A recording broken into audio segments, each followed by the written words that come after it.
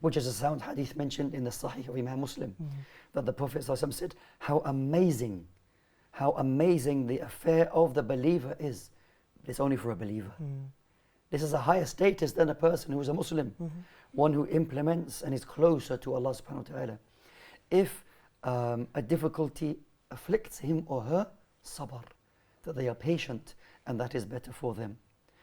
And if a blessing comes to them, then they are thankful, and that is better for them. So this is how we understand what Allah subhanahu wa ta'ala has written for us. Whatever happens to you, it is not for us to question, is it due to my sins? Is it due to Allah Azza wa Jal testing me? Ultimately, in this worldly life, we won't know. But we do know that we are, as a creation, we are sinners. We all sin.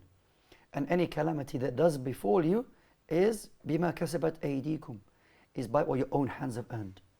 So it is not for us to question, well, I'm always saying astaghfirullah, I'm always asking Allah for forgiveness. Why was I tested with this? Why did I lose my money? Why did I lose my job? Aren't I a good person? Who are we to say that we are good? Who are we to say that whatever good action that you do, Allah subhanahu wa ta'ala accepted it from you?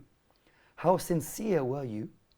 How pure was your heart when worshipping Allah subhanahu wa ta'ala? Maybe you were doing it for the sake of people. Maybe you were doing it for the sake of a promotion. Maybe you were doing it for the sake of a pay rise. If it wasn't for Allah subhanahu wa ta'ala's sake, then it may be rejected. So anything that happens to us, we should say Alhamdulillah. All praise is due to Allah. قَدَّرَ اللَّهُ مَا شَاءَ وَفَعَلَ.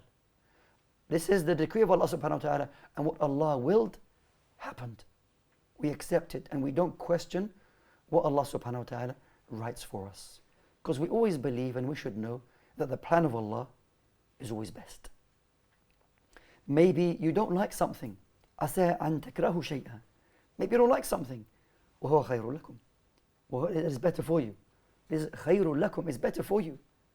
Maybe وَعَسَىٰ أَن تُحِبُّ شَيْئًا. Maybe you like something and it's not good for you.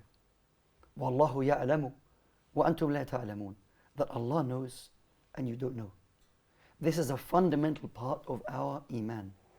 And because we find many Muslims falling into the state of depression and sadness and anxiety, quite possibly this could be one of the reasons that they do not understand the topic of Al-Qadr, what Allah subhanahu wa ta'ala has written for us. Now, if I may ask you, Brother Musa. Sure. Many a Muslim, they say, if I did that, this wouldn't have happened. If I turned up at the correct time, I would have made the bus, I would have arrived at the job interview on time, and I would have got the job. This word if in Arabic is called law. If I did this and if I did that. How often you hear Muslims say this statement? Unfortunately a lot. Yeah. Unfortunately a lot. And what is the impact on a person who always relying on and always falling back on if? How does that leave a person?